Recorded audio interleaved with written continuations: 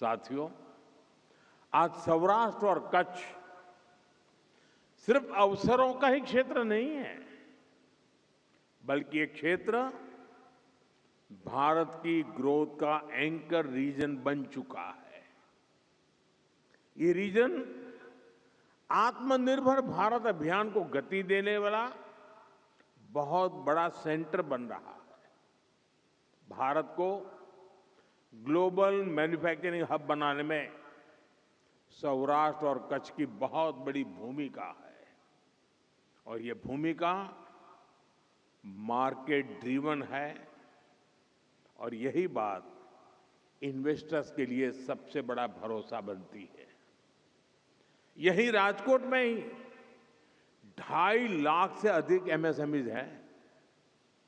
यहां अलग अलग इंडस्ट्रियल क्लस्टर्स में स्क्रू ड्राइवर से लेकर auto parts, machine tools, luxury car के लाइनर्स, एरोप्लेन, फाइटर प्लेन और रॉकेट तक के पार्ट्स ये हमारे राजकोट में बनते हैं।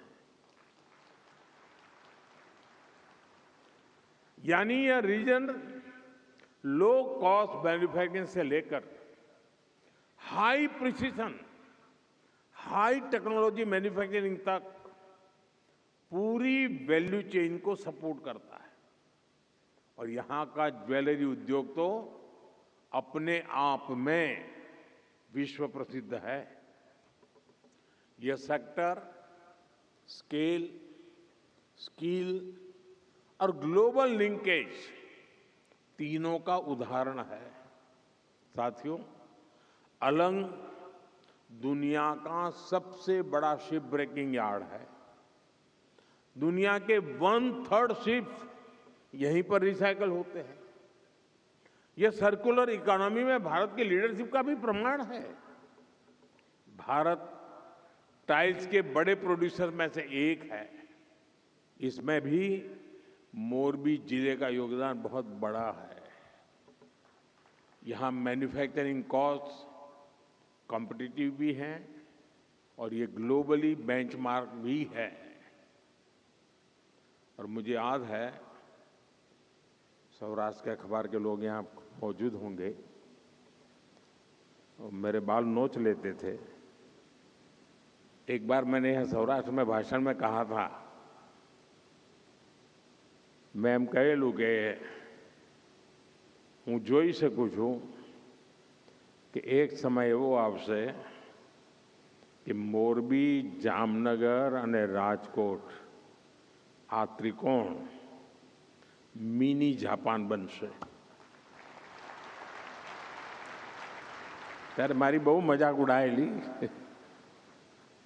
આજે હું મારી આંખો સામે હકીકત જોઈ રહ્યો છું।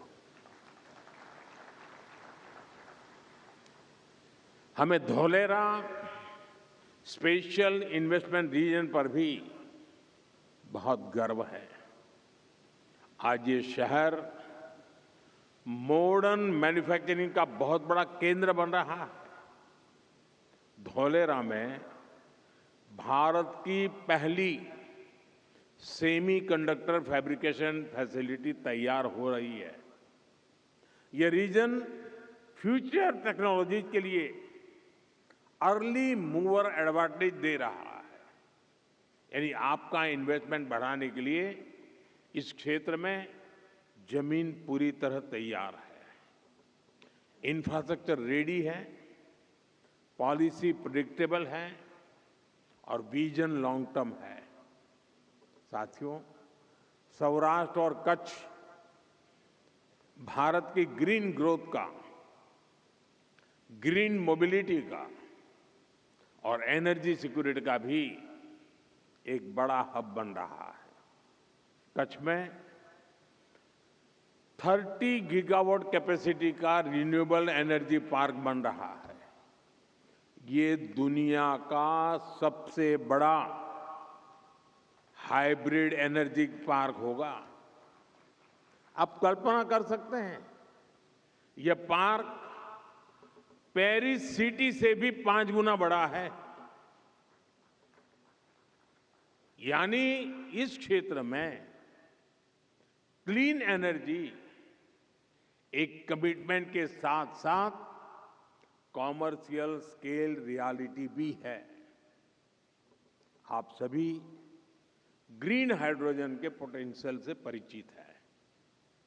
भारत में इस दिशा में अभूतपूर्व स्पीड और स्केल पर काम चल रहा है।